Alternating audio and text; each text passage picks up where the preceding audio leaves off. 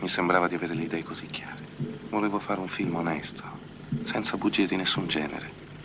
Un film che potesse essere utile un po' a tutti, che aiutasse a seppellire per sempre tutto quello che di morto ci portiamo dentro.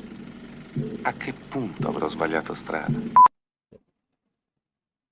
Okay. Masuk ah. Masuk ah. Fine. Jom masuk. Masuk. Alright. Everyone. Hello. Like we just came back. We it's like we decided to, you know, go away, but then come back. We decided to wear like the same shirt like 3 times in a row for 3 separate video. We just felt like it, you know. It's Yep. not like we record all of it in one night. It's nothing like that, right? Nah, That's nothing ridiculous. like that. We'll never do that. Anyway, we're gonna talk about a movie called 8.5 Yeah. by Federico Fellini. A movie made way back in 1963. So And yeah. Okay, now let's talk about it. I'm not a film major, so but I did hear though that people who study film all over the world, you know, even in Malaysia, have to watch this movie as part of their studies. Yeah. And I don't know, man. I don't think the you know, a mind of a novice can handle this movie because it's too much movie for a newbie. There is too much movie in the movie too.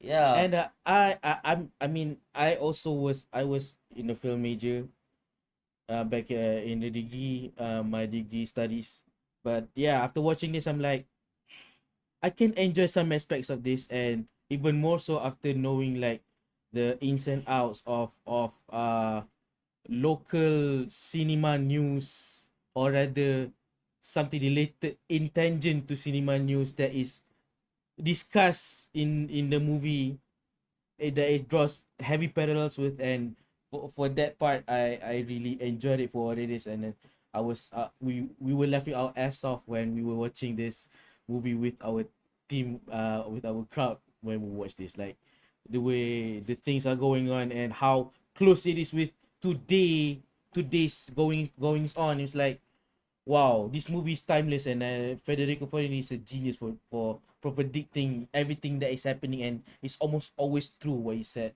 back then, and it's relevant now. Like, damn, this guy, man. Alright. Wow. So actually we watched this. It's not a big crowd, it's a really small crowd. Actually it's just like 5 of us. Yeah.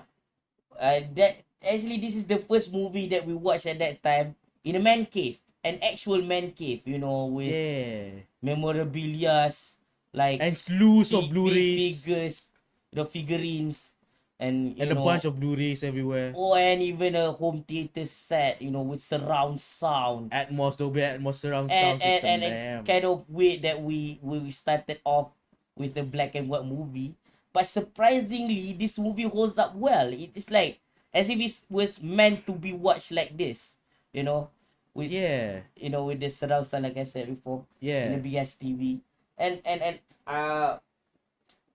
again, like, without going too deep into it, because I don't think I am like intelligent enough to understand every single thing. But all I can say is this: you know how people kind of hate some movie critics and reviewers and all that. You know, like how some people are being, you know, how seemingly too pretentious, you know, about certain things.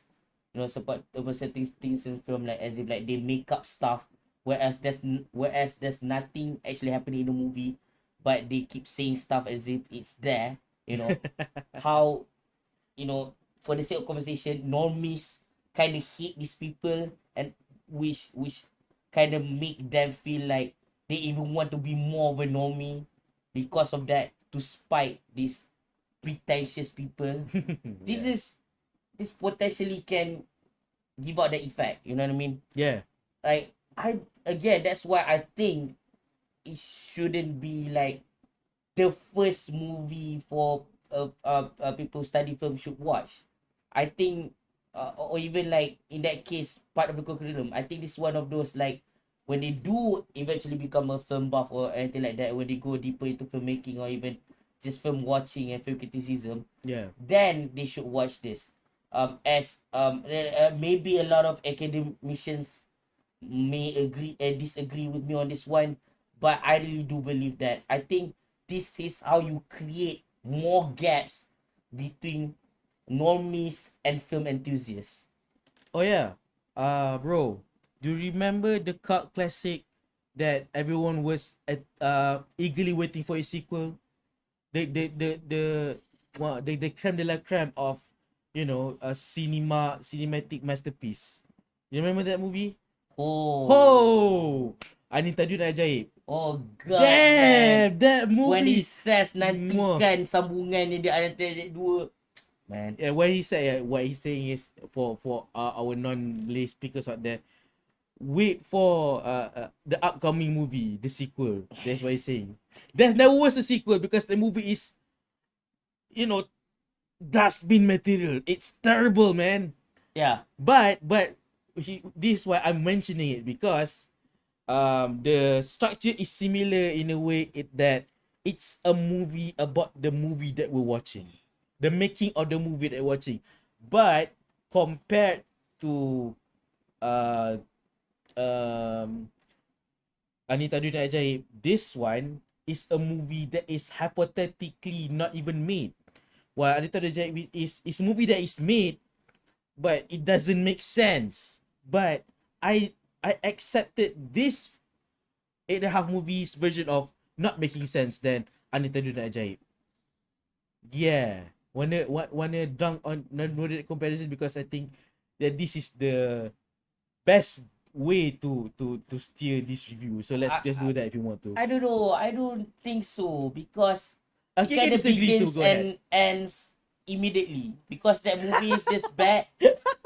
And then where you wanted to start it off, like, it's because it's a movie that is meta in nature and want to take a lot of subjects, which this movie does too. But that's it. In terms of execution, that movie sucks, and this is actually very, very competently made. Actually, this is expertly made. Yeah, I was saying that to mess with you, man. Come on, man.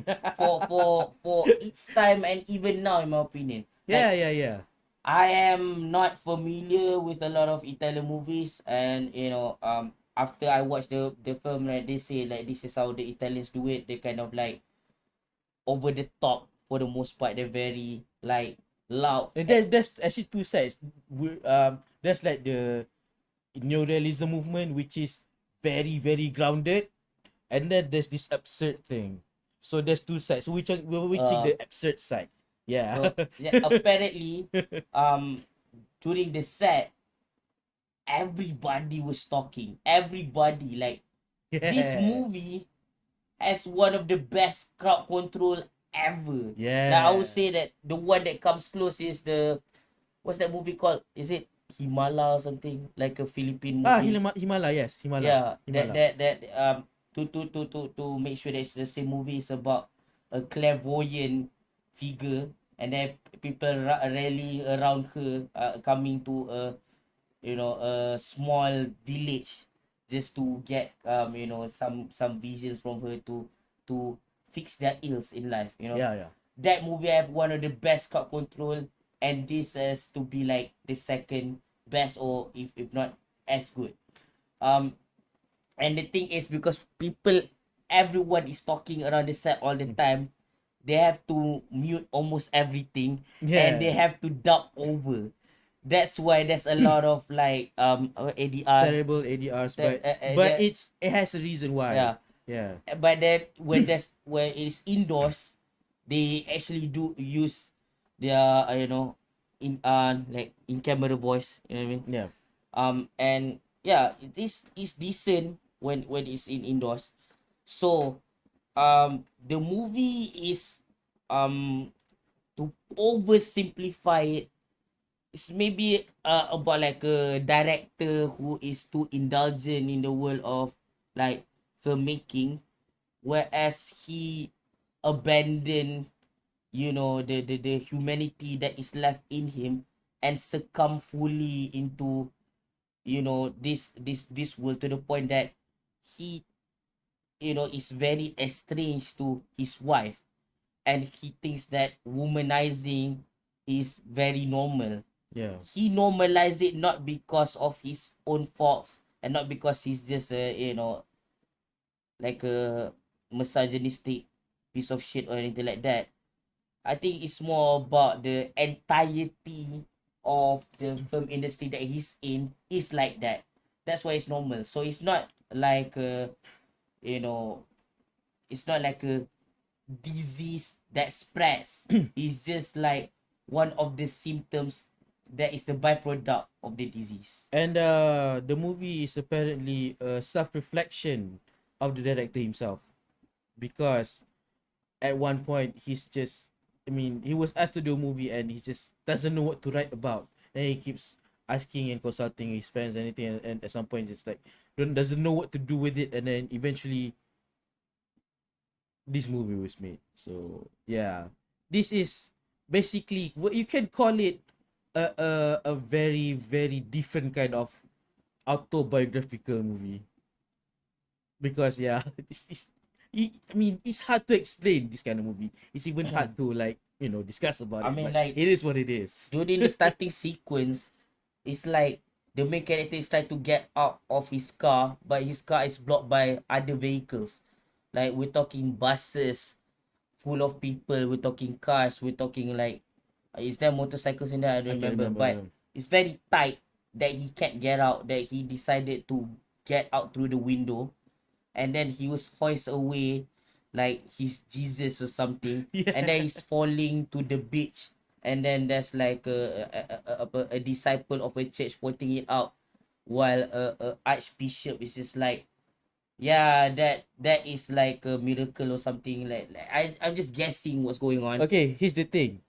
What he say is basically a spoiler, but even if we tell you, you won't know what the movie is about. So it's where we tell everything is always I out of mean- context. I mean, like, I wouldn't say it's a spoiler because it's in the beginning. So when he's falling down, it just goes to show that even, you know, a person that is as holy as Jesus and can also fall down, because at the end of the day, he's still a person.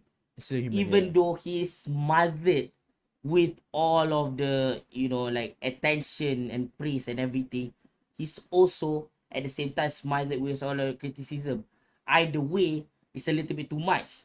And even if he's like taken away up there, he's gonna go back down. He still can fall simply because he's human, just like the rest of us. At least that's our thought. In Al-Quran, he's still human.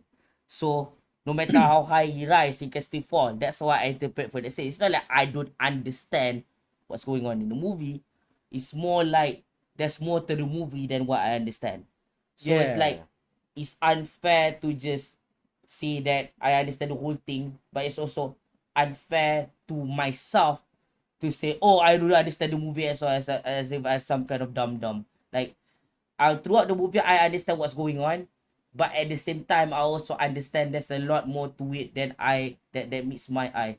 So as as I go along with this life, maybe I will revisit this movie multiple times, and only then maybe I can,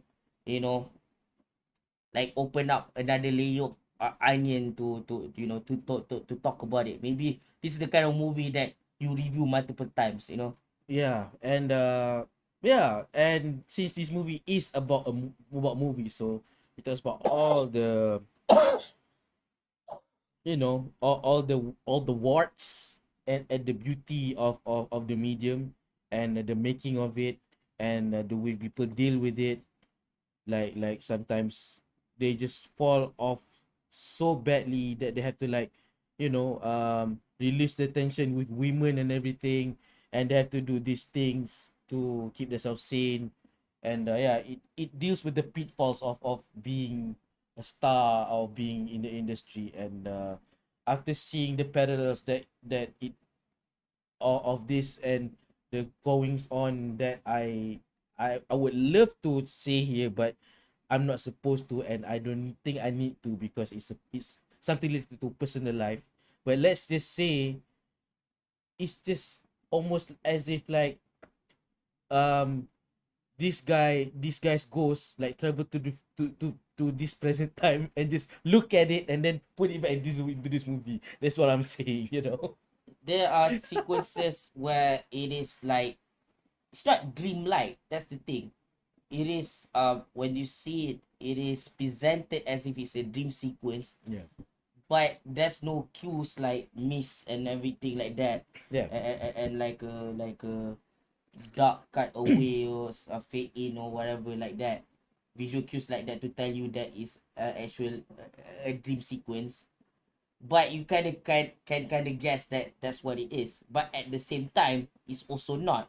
The way that it's designed that is that every sequence feels like it could be real or could be fake at the same time, all the time. Except for certain scenes that are indoors. There are some breathing room here and there in this movie. Yeah, there But is. when it starts to go off the rails, it really goes off the rails. You know what I mean? Like, It's like there's like literal rails and platforms they build and it really goes off, you it's know. like you think of like Snowpiercer, for example, right? The train keeps going in a fixed, in a fixed rail, right? So the point of it is that life goes on, right? So the industry of filmmaking goes on. But imagine if someone just build another rail and then he turn left. You never turn left. You also learn that from Max Fury Road. Never turn left. Never turn left, never. So he turn left, and then the conductor of the train turn left, and then they keep going and going and going. They don't know where the rail is going. And for all they know, it could lead to more rails, or it could lead back to the original rail that circles the mountain. So in this sense, it's like this movie is like the kind of one ride that you would expect from a pretentious filmmaker, and at the same time from a conscious one that knows exactly what he's doing. So it's like in a sense, the journey that is never finished has also met its destination. So I bet now that talking about this because the movie gradually descends to madness, right? Yeah. So a modern equivalent comes to mind is Darren Aronofsky's Mother. So it also did. I mean, it has like something similar. Like a character has a creative block, and then he does something, and then things piling up and piling up and piling up, and then everything turns to poop. Yeah. But that movie has more of a dark undertone. Yeah. This movie has a more like light at the end of the tunnel, so to speak. Yeah. Not in the sense that the main character goes scot free. It is more like because he delves deeper and deeper into his own psyche, he also opens up himself to the whole world. So even if he does something bad, that leads to bad things, people can now bear witness to who he is as a person, and thereby have he has receipts to show that that's why I am like this, that's why I'm like that. So people can be a little bit more understanding from where of where it's coming from. You know what I mean? So in that way, the director does a good job in making sure that he explores everything, and so people is presented to people, so people are like, I can digest this, but maybe not in just one sitting, maybe in multiple sittings, like I said before. So yeah, I think this movie is pretty good.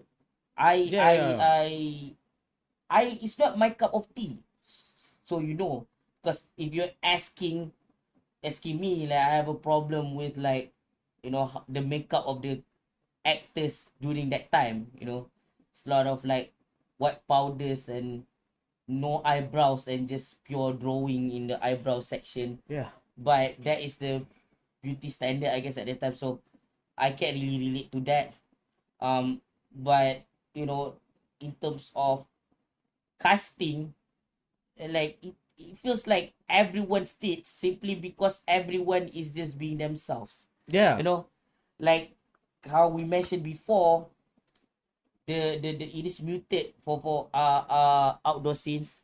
The entire set is muted, so they add in ADR. because everyone seemingly is told to just be themselves.